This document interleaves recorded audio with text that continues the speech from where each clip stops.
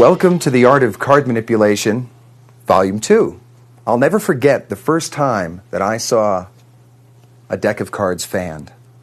I was about 8 years old, and I was watching television, and it was the opening credits for the television series The Avengers.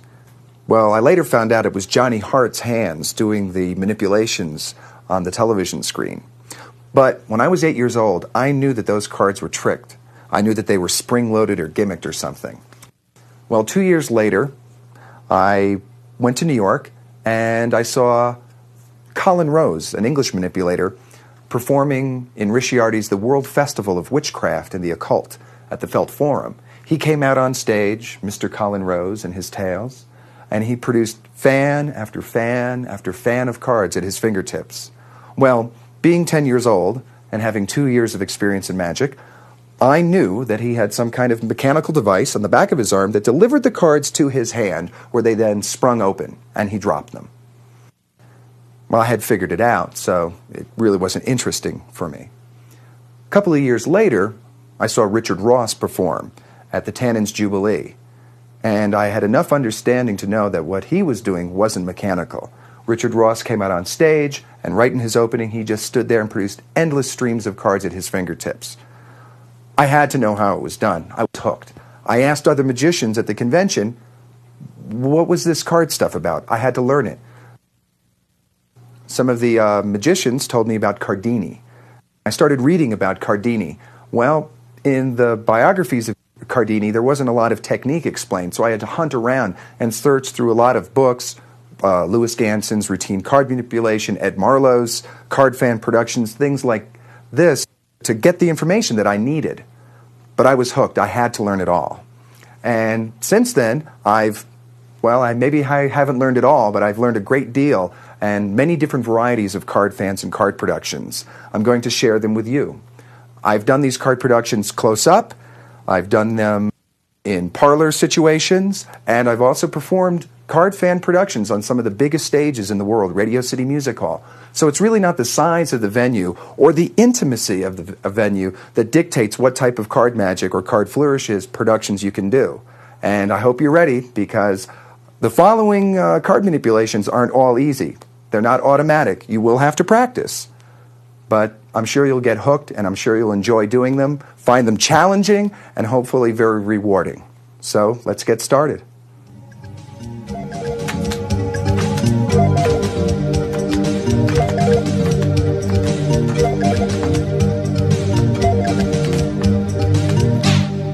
We're ready to begin our lesson in back palming, single productions, and split fans. The first technique I'll share with you is the Cardini single production. Start with about 3 cards, and the 3 cards go in back palm position. The index finger, the pinky, trap the cards between the middle and ring finger. Have just a little bit of edge showing, not too much, you don't want that showing. And remember to use a card that doesn't have a border on it. A red back card works best because when your hand is in slight motion, it blends into your flesh color. To produce the card, don't bend the hand. This is a common mistake. What we're going to be doing is the thumb comes over and grabs the index of the top card and pulls it free of the pinky. Now the card is now trapped between the thumb and the middle finger. The index finger comes up and over top and re-grips the back-palmed cards. This card, the produced card, comes down and covers your edges. It reduces flashing. Reach up, pull through, and down. And the last card, produced by crossing your fingers, as was taught in Volume 1. From the side, the thumb comes to the hand, right up to the fingers, grabs the index, pulls it straight through. The finger comes up over top as the card snaps forward. This is fast. Boom. This is slow. Keep your hand as straight as possible. From the back, I have that card trapped, and it pulls through. Let me do a few more. so you can see the action from the side and from the front. The Cardini single.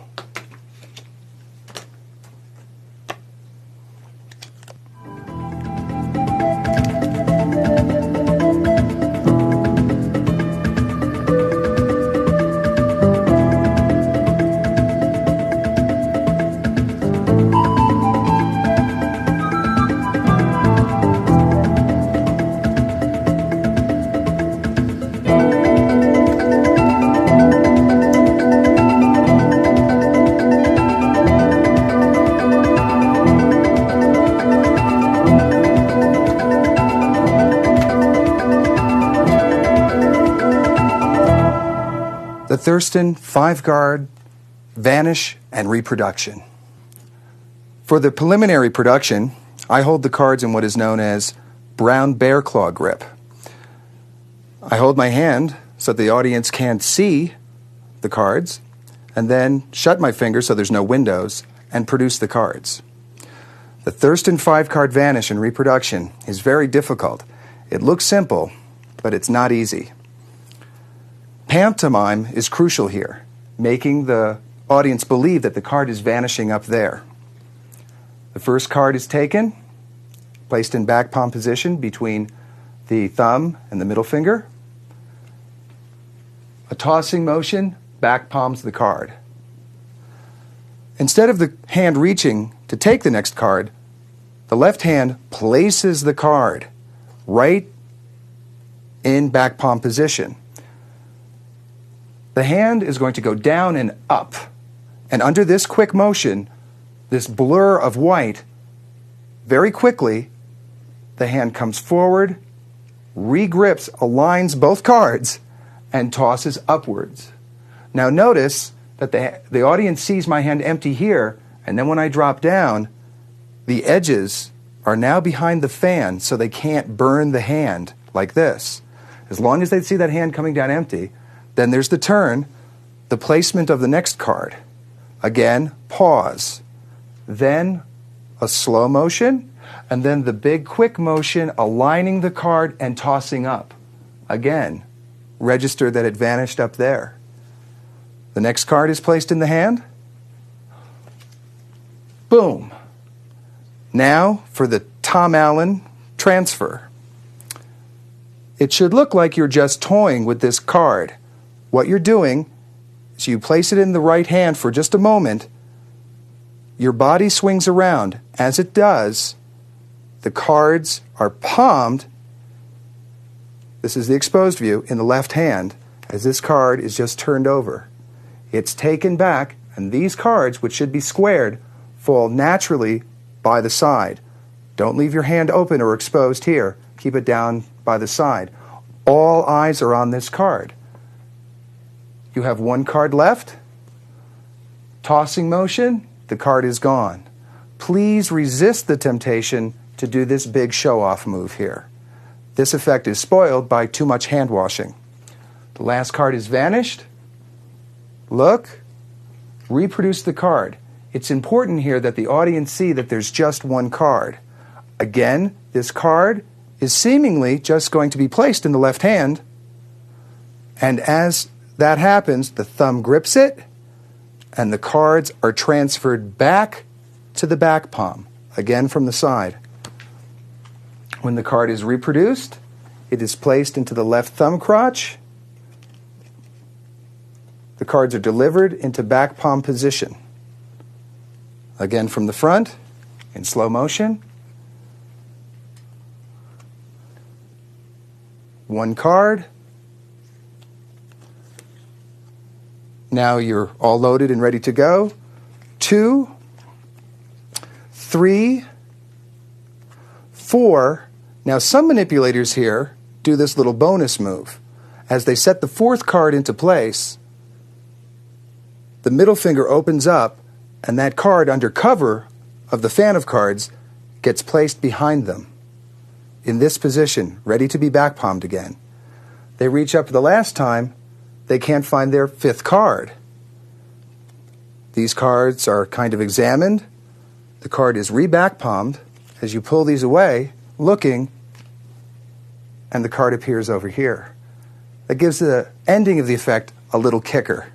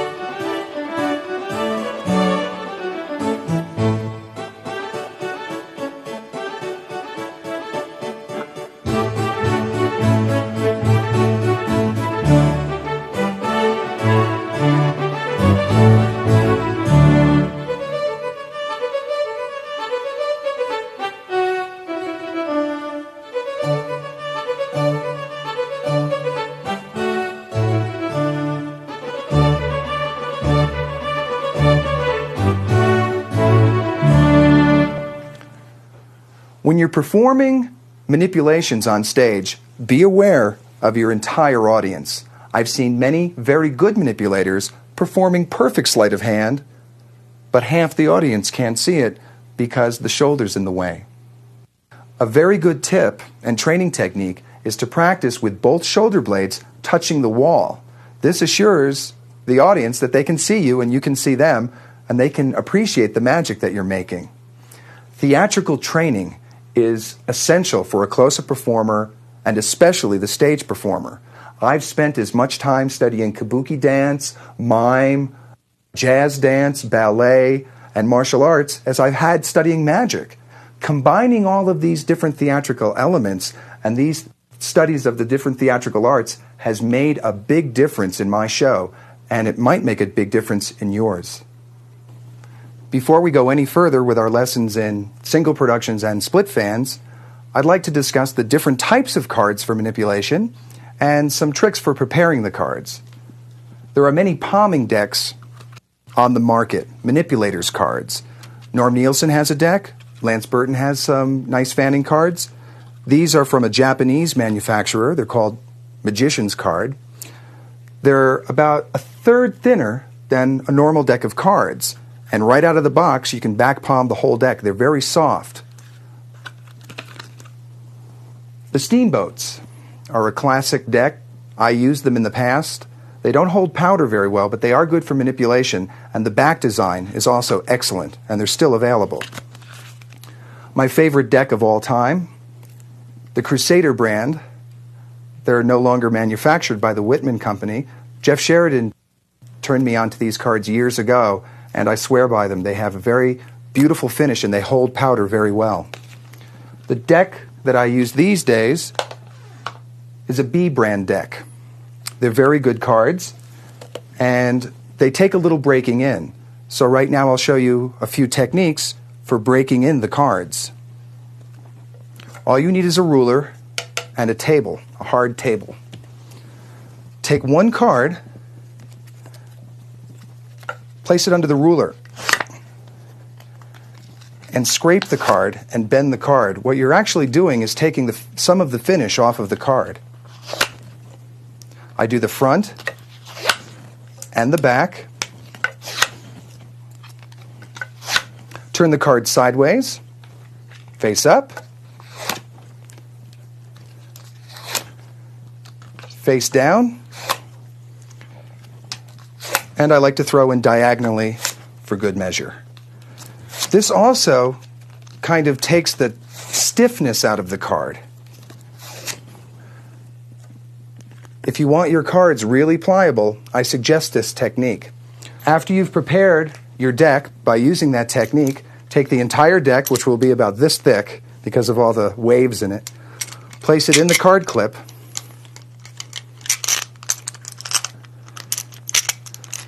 and tighten it and leave it sit. If you don't have a Norm Nielsen card clip, get one. They're wonderful. If you can't get one, use 2 blocks of wood and some clamps. Put some C-clamps on the blocks of wood and clamp your cards. When they come out of the clamp, they'll be nice and tight and ready for powdering. Take your cards out of the clamp, throw them in the bag. Magician's fanning powder. My friend Alan gave me this bottle. It's a vintage bottle. Most fanning powder these days comes in a plastic container. Sprinkle about a level teaspoon into the bag. That's about a level teaspoon, I'd say. Now, it's best to do this outside or somewhere where there's very good ventilation. Here at the Chateau Falanga, there is beautiful ventilation here, so I'll do this indoors. Get a little air in the bag. Now, a little Latin music here helps.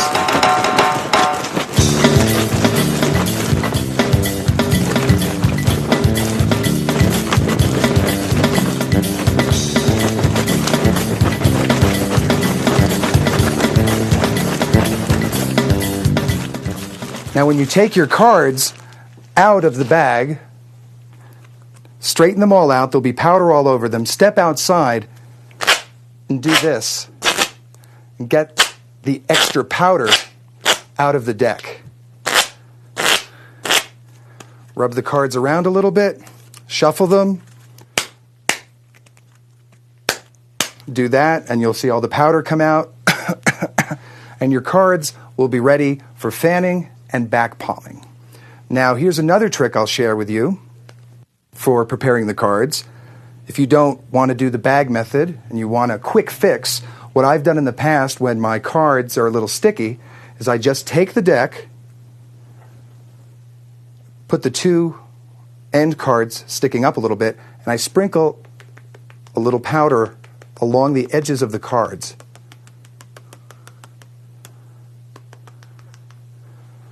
Then I rub the powder in, and now I faro shuffle the cards into each other. And this kind of spreads the fanning powder along the cards. I turn the deck around and do it again, and from the ends, kind of move the powder around the cards so that the powder is very evenly spread. A little bit of this, a little bit of that, a couple of hits on top, and we're ready to go.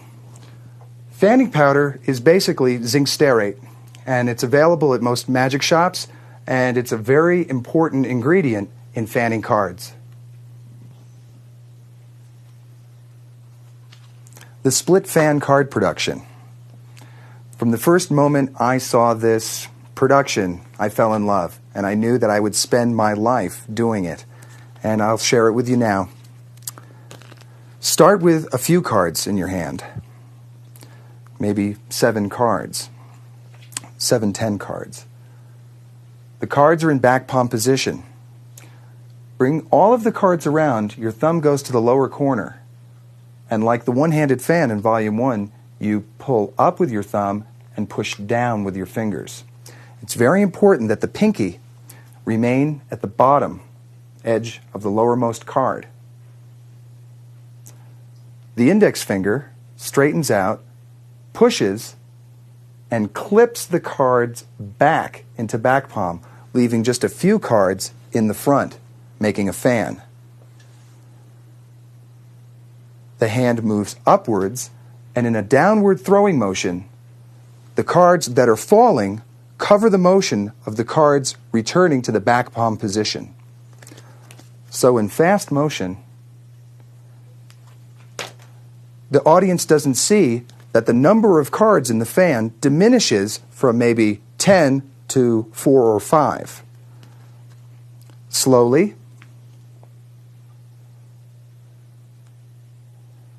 the finger comes up. This is the exposed view. Regrips the cards. The hand throws them down, and we reproduce the cards. Now, there are a few common mistakes with both the Cardini single and the split fan. One of the common mistakes is that all the cards pop out of position. I'll show you how to fix this.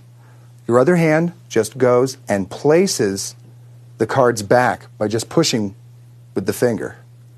At the same time, produce a single card for cover. This will save you in many situations when those cards do spring out. Occasionally, still, when I'm on stage performing, the cards get away. No matter how much I practice, these little gremlins sneak into the routine sometimes.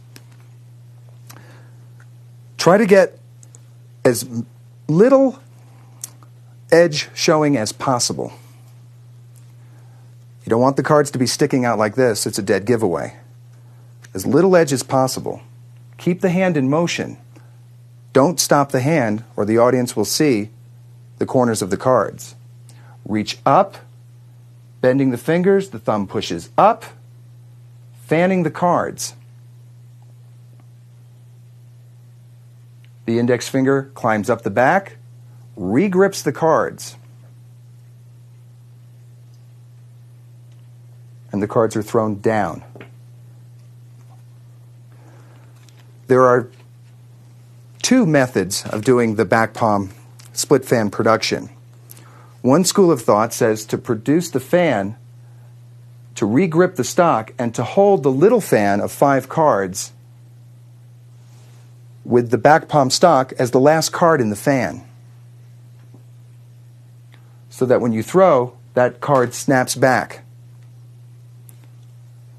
The method I prefer is after I produce the fan, I show the fan and in a very quick motion throw the cards down. What I'm doing is re-fanning these 4 cards to take up the area mass of the 16 or 17 or 20 cards I was back palming. The fan is this big with 15 or 20 cards. As I split, I try to keep the mass that big as well.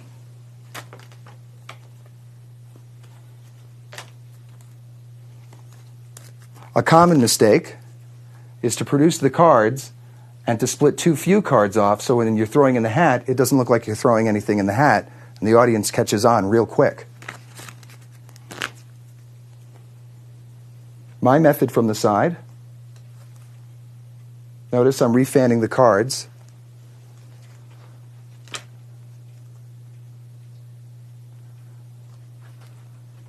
Slow motion.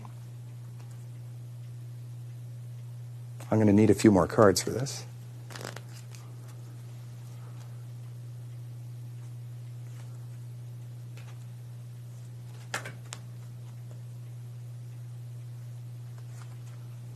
And from the back.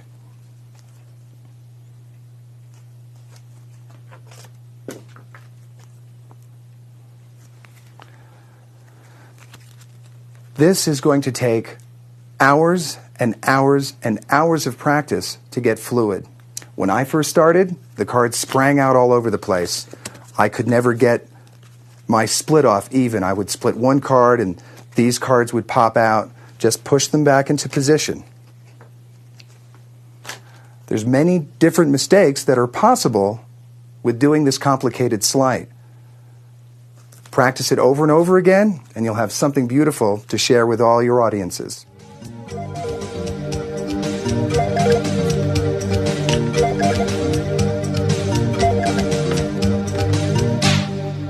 The front hand split.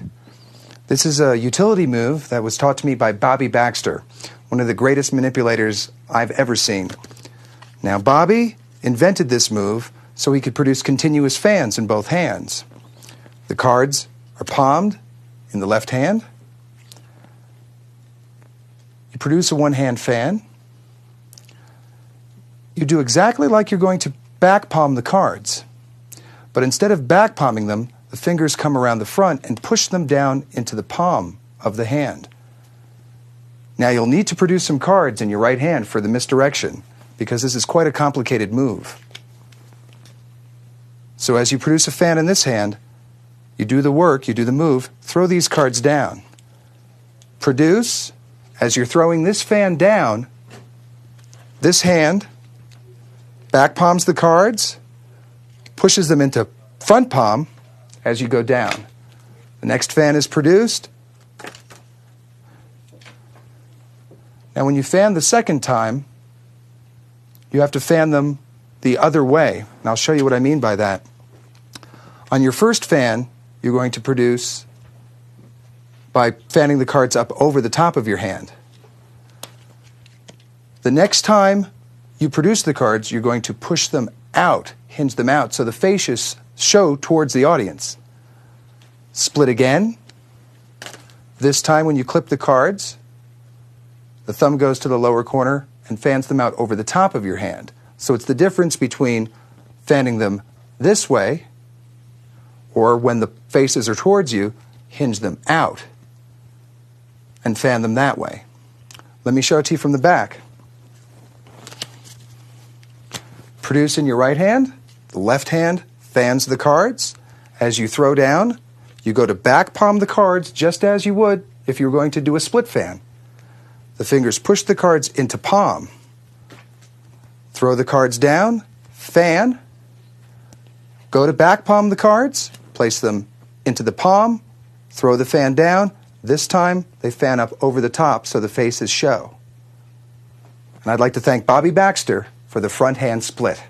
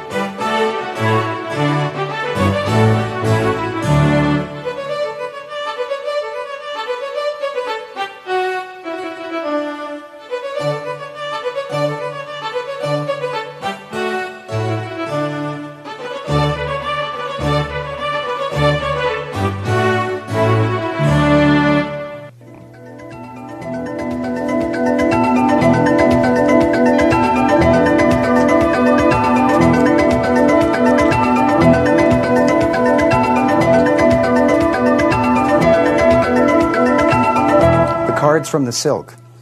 I'm going to teach two methods of doing this. The first method, the cards are palmed in the left palm. Maybe 10, 15 cards, as many as you can handle right now. The hand, the right hand, spreads the fingers. The silk is produced, or a rose to silk is produced. The silk gets placed between the middle finger and the ring finger. The left hand comes up to pull the silk, and the cards are added on to the back of the hand, under cover of pulling the silk through the fingertips. The silk gives you lots of cover. Single, single, single, fan. Now you can pull the silk through, and what I'm doing is I'm wrapping the silk around the fan as I split the cards. Off. Again. Fan. I split and pull the cards off. Single, and I just pull the cards from my fingertips as the silk glides through my hand. Another method of getting into this was taught to me by Lou Lancaster.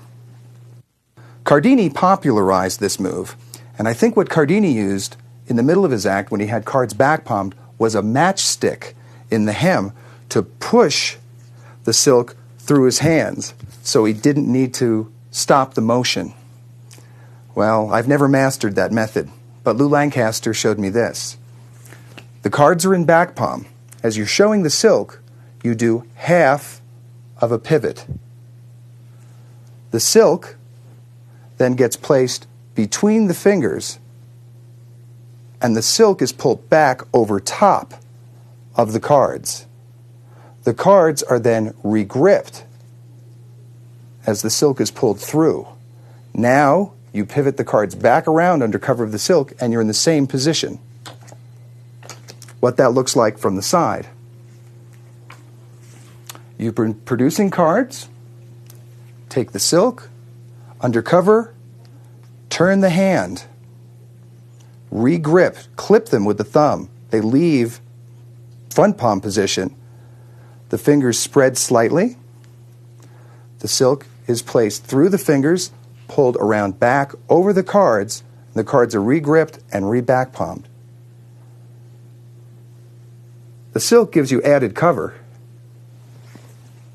Now it's a simple matter, once you're in this position, of pulling the silk through the fingertips and producing the cards from the silk. Gloves and cards. Cardini made manipulation in white gloves all the rage. Well, for today's lesson, I'm going to wear black gloves so you can see where the cards are in my hands as I manipulate them. The idea with the white gloves with the cards is that the cards blend into the gloves so you can't see them. So instead of doing manipulations that you can't see, I'm going to use my usual red back deck and some black gloves so you can track the cards as they move through my hands. Now, as you can imagine, if I had a white glove on and I had a white card or a few white cards at the back of my deck, or even the strange white card that comes with most decks, if I had a white glove, you wouldn't be able to see much because of all the cover. By moistening the tips of the fingers, the thumb, the index finger, and the pinky, now Louis Ganson suggests spittle for this. I just use my saliva. You can fan the cards, and you can do split fans. With the white gloves, you can't see anything. Cardini developed a technique, and it's in print in Routine Manipulation, where the magician takes off the glove and continues producing cards. I'll show you that now. The cards are in back palm position, and the hand is moving slightly to keep the audience from seeing the edge. The thumb is pulled off. The cards are then pivoted in a back palm position into the thumb crotch. So now they're clipped only by the thumb. The left hand continues pulling the fingers, and remember, you have the cards clipped already. There goes the glove. You've taken the glove off, but still retained your card stock. Now you can go into any number of productions, or turn the hand around, take off the other glove, throw the gloves down, and produce your fan.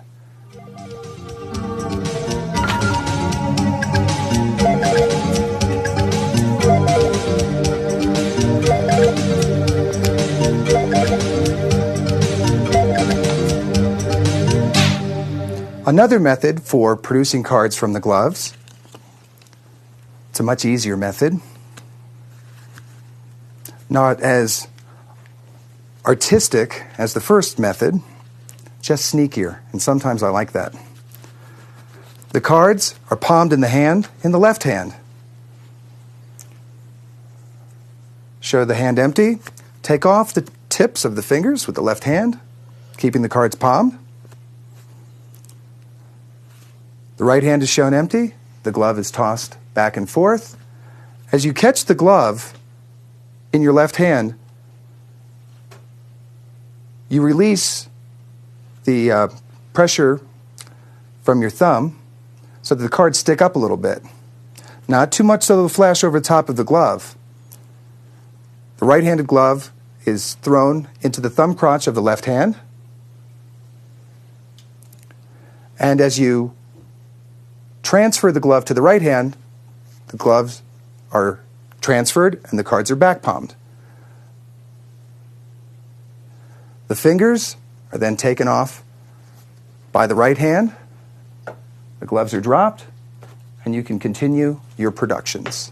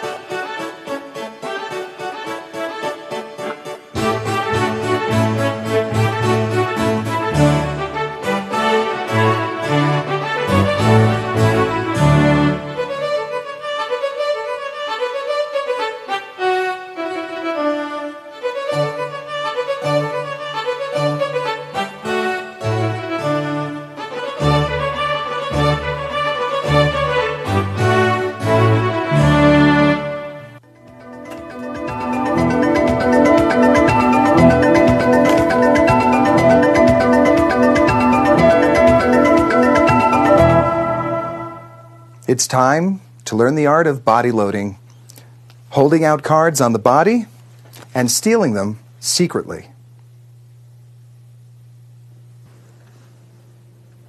This is the type of clip I use to hold cards for body loads. Some call it an Excelsior clip. I have a box of them here. ACO number 2 ideal clamps, and ideal they are for holding cards on the body. Right now I have 2 clips on me. One over here. The clip with the cards in it is attached with a piece of black gaffer's tape to a safety pin. The other one is attached to my pants just above the line of my coat. So my coat falls naturally over it.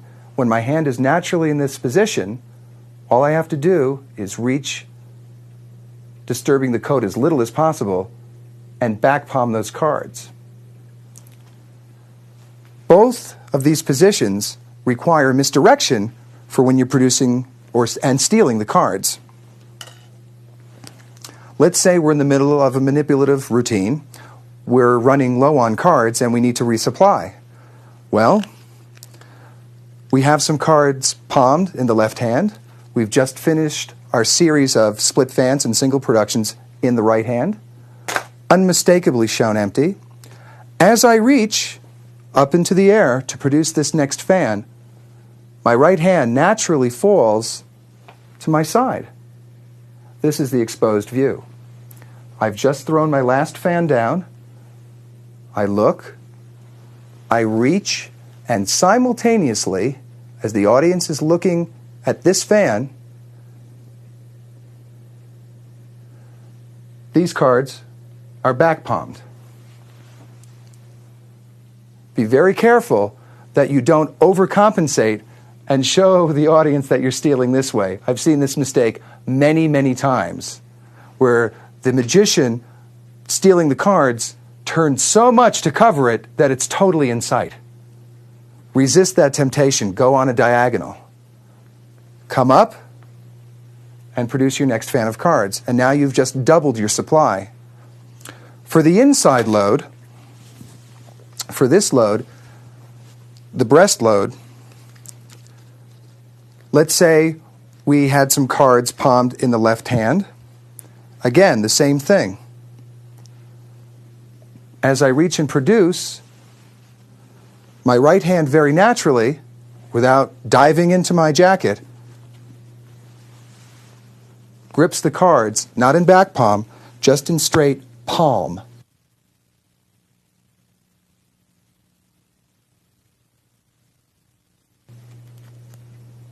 We've just doubled our supply of cards. Another very interesting way to load cards on your body is vesting. To do this, you'll need a small packet of cards and a vest. Load the cards underneath the vest line. Make sure they're square, it helps. Depending on your physique and the type of vest you're wearing, these cards will stay. If you need to use one of the Excelsior clips, it just makes the steal a little bit more difficult. Now again, we need some misdirection for this steal to add the cards into our stock. Let's say we're in the middle of our card routine again. We're running low and we need to refuel. So, I still have some cards palmed in my left hand. I produce those cards. The remaining cards I produce in my right hand. As I'm producing these cards, the fingers are free because the fan is held with only the thumb and the index finger. The fingers come underneath and slightly open up the vest. Now I go up underneath my vest and I clip the cards between my ring finger and my middle finger. Now we've just doubled our stock and we can continue our productions. Now you won't be able to go into a split fan production from this position. You'll have to put the fans together to kind of square up the pack and to continue on. But it is a great way of stealing extra cards. 3 important points: study, practice, and feedback.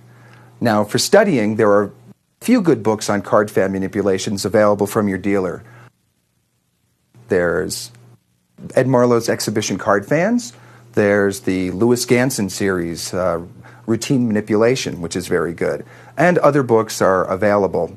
Buy them, read them, and practice. For practicing, videotape is the most important tool you can possibly use on checking your angles and to see if you're flashing and checking your technique. If you don't have a video camera, get one. It's the most valuable tool. And when you're in a situation where there's no video camera around, ask a good friend or another magician to sit down and to watch you and to really burn your hands to see if you're flashing. Have them sit on different sides of the room, a little above, a little below your hand, to see where you're having your problems. Also, I found it very valuable to go to magic clubs. I'm a member of the IBM and the Society of American Magicians, and sitting around after the meetings and going out to the coffee shops and working on card routines for my peers and fellow magicians, they give me the honest feedback that I need. Still to this day, after my shows, people come up to me and they say, "Oh, we loved your show." And I ask the magicians, I say, "Did I flash? Did anything flash? How are my angles?" Still to this day, I need that feedback to keep me honest, to keep me clear, to make sure that I'm not screwing up my card fan manipulations. So, study, videotape, get honest feedback, and you'll be making perfect, beautiful card manipulations.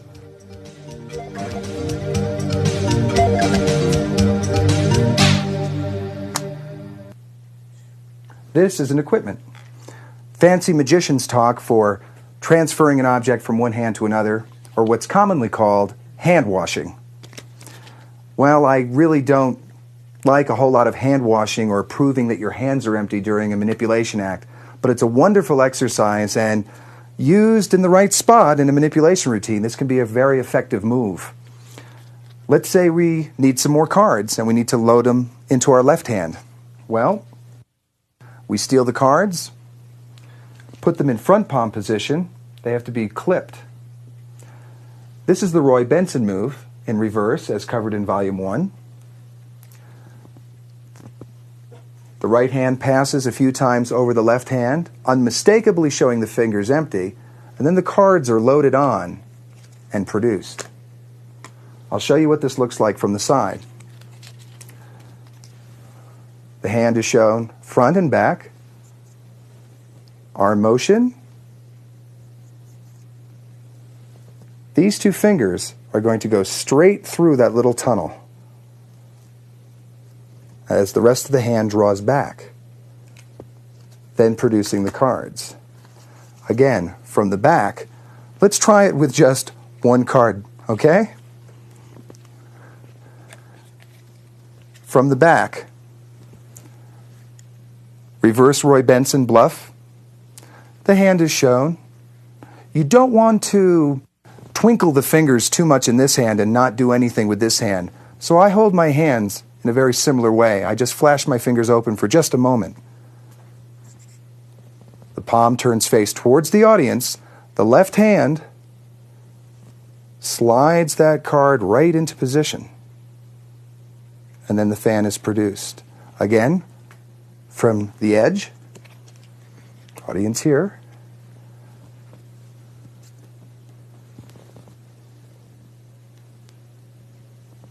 right down the center, and transferred into back palm position. This is a wonderful move, especially for magicians entering competitions. This will gain you points.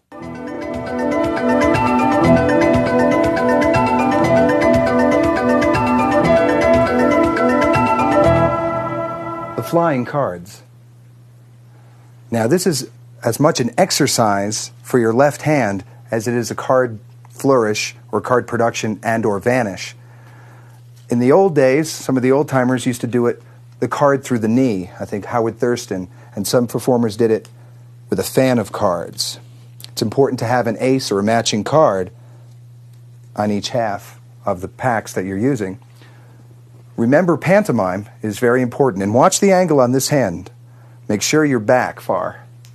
The cards go up, your head follows them over, and you produce. Now, if you want, at this point, while you're producing this fan, you can move your right hand behind your leg pivot the cards around, and come up. Now you're in position to reload and start again.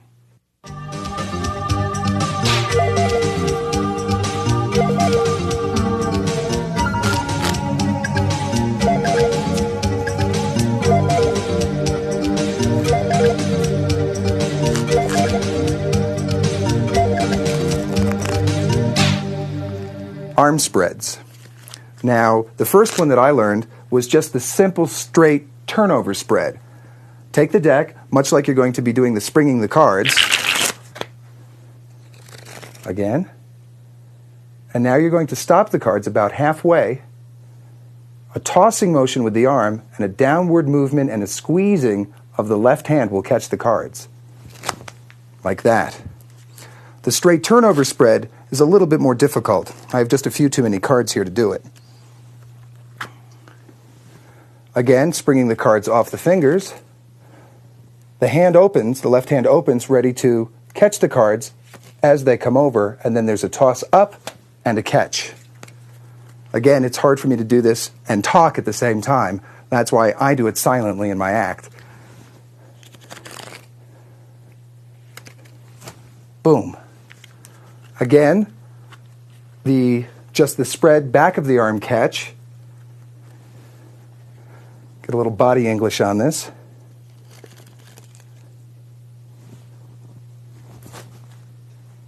Turnover spreads, catches, very wonderful flourishes. Oh, in Europe, I learned a bluff pass, which I love doing in my shows, and I'll show you that. It's a bluff catch. After you do a number of arm spreads and catches, and the audience is conditioned to hearing the noise of the cards, and after you have convinced them of your skill in handling the cards, go dead on to the audience, and what I'm doing is I'm just making the noise. I do this with the cards face down, and it looks like, when you concentrate very hard, because it's a very difficult final move, I'm just clipping the cards and coming away. My hand comes to my hip. Now the cards aren't really palmed, so your pantomime and your misdirection and all of your intention has to be on this arm.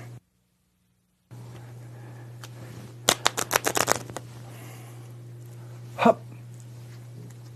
And producing here. And that is a wonderful move to really blow away magicians as well as lay audiences.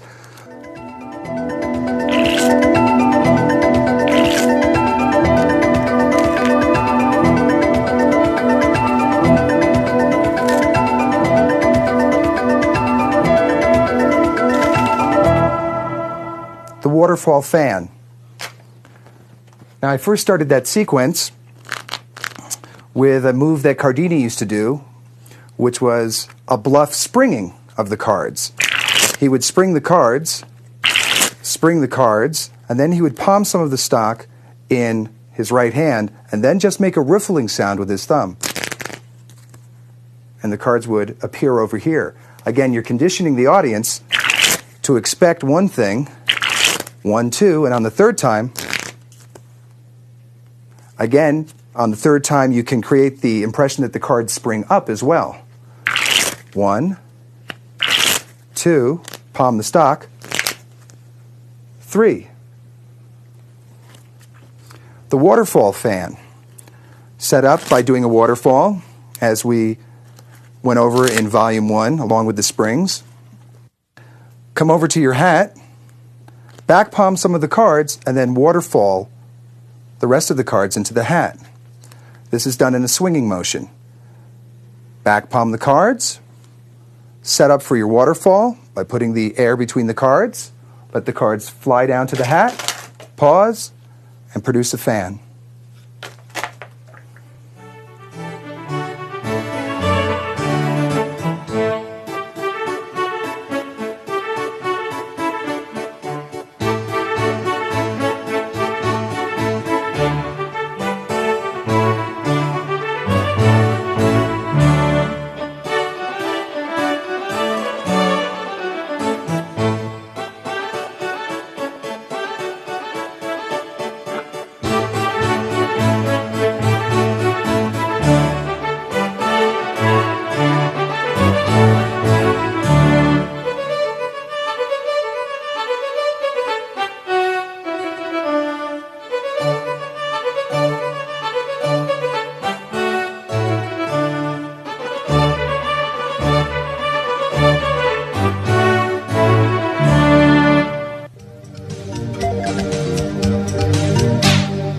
Color fanning.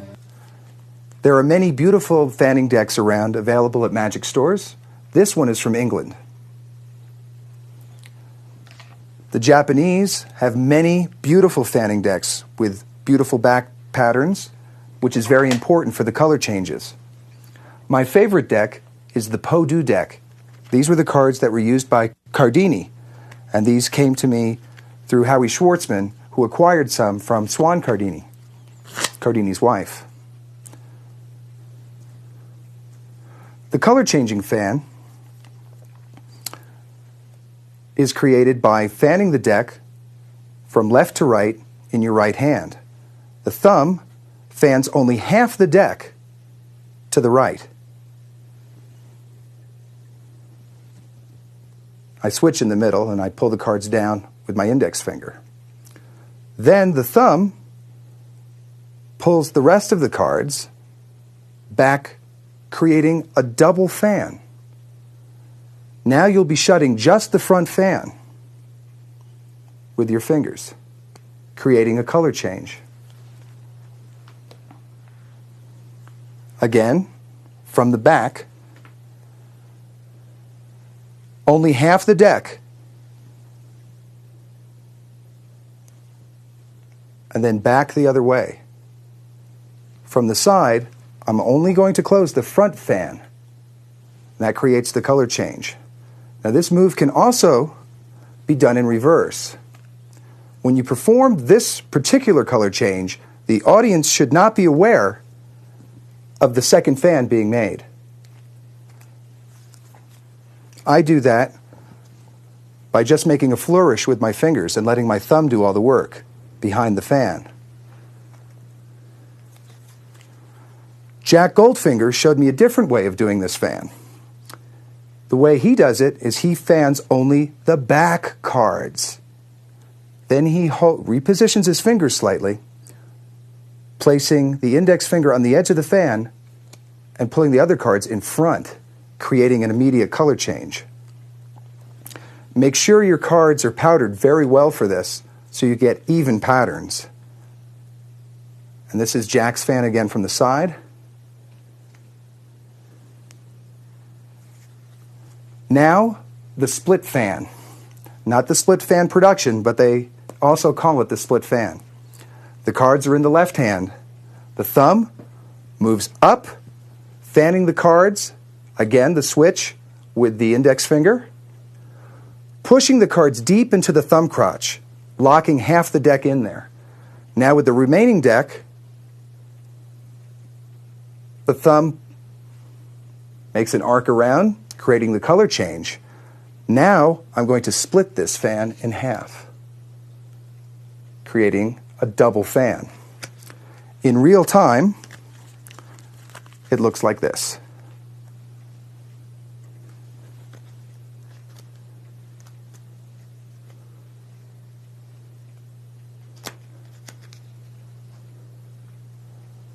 Splitting the fans.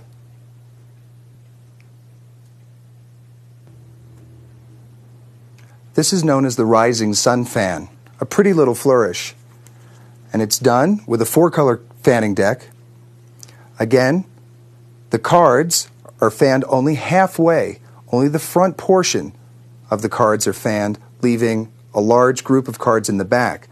These cards are then fanned with the fingers open. Now, the fanning deck has to have a perfect amount of powder on it to get this effect. If you have sticky cards, you're not going to get this. Again, from the side.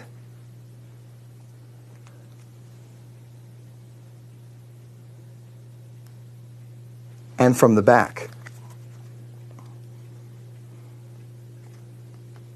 These fingers are going to work these cards around as a fan. Another fan for fanning cards, or for any deck that matter, is the one-handed circular fan. This fan is created like this. It's not a pressure fan, it's not a thumb fan.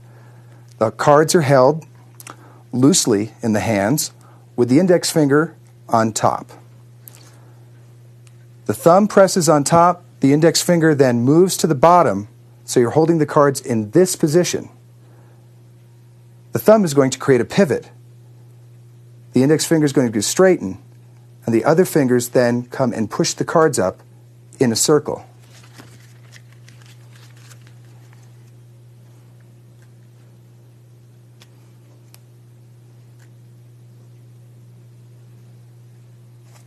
Now this can be a very beautiful flourish on stage. Producing a fan, bringing them together, shutting the fans.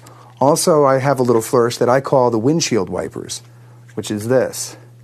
Shutting and opening the fan back and forth creates a kind of humorous effect. A beautiful effect you can get on stage is by holding the cards very still and having absolutely no motion in the hand, and having the cards slowly open, apparently by themselves.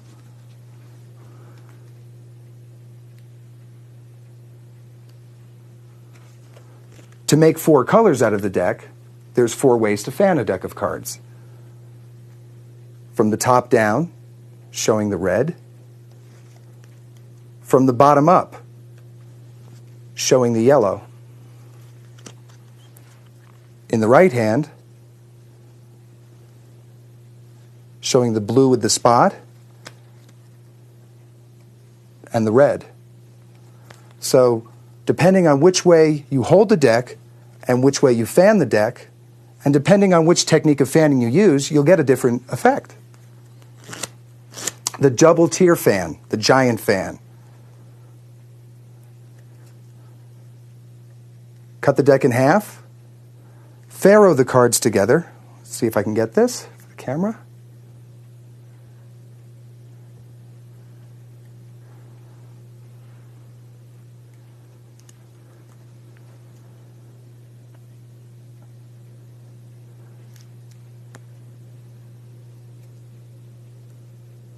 The wheel of cards.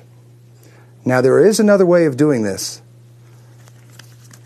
And if you want to make the giant fan of cards on stage, you don't necessarily want to put in the work, there's a lovely little manipulative sequence in Routine Manipulation by Louis Ganson using a glued together deck. It's a lot easier with this type of a deck. And the fans are spectacular. You don't have to worry about dropping. Sure, it's cheating. It is the easy way out.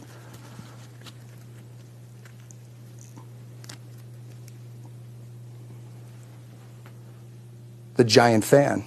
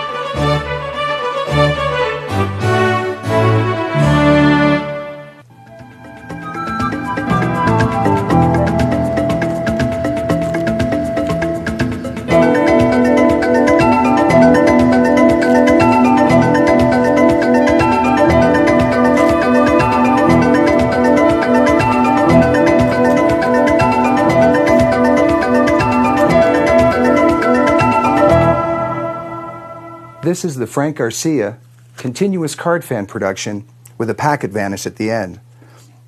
It was originally published as a small manuscript called the Challenge Card Fan Production. And the way you start the effect is holding the cards in your left hand. Now you're going to pull off about half the cards into thumb palm. This is a beautiful way of gaining stock in your hand. Again, from the back, half the cards get pushed off into your thumb like that. You're showing your left hand empty. The misdirection is wonderful because you go into a one-handed cut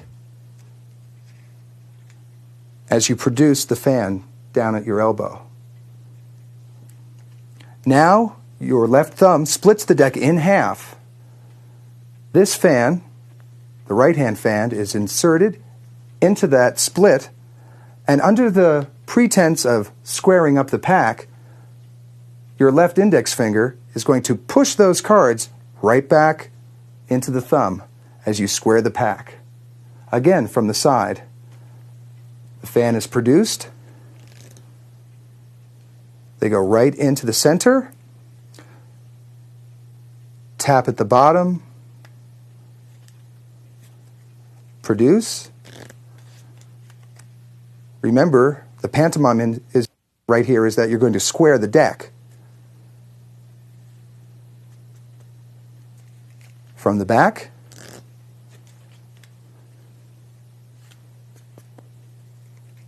produce.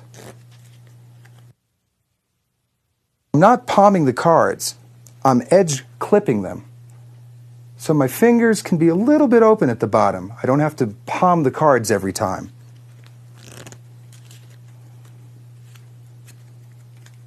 Again, from the beginning, half the cards, the misdirection, fan.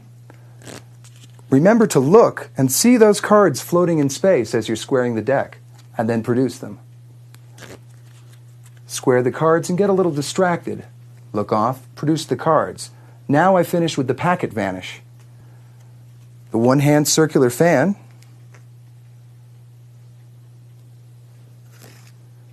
I close the fan, square it up. This is what's happening from the side. At the same time, my hand turns over, I clip the cards behind the fan in the right hand. Wave, create the illusion that I'm crushing the cards into a little ball and throwing them up in the air. So from the front, it looks like this.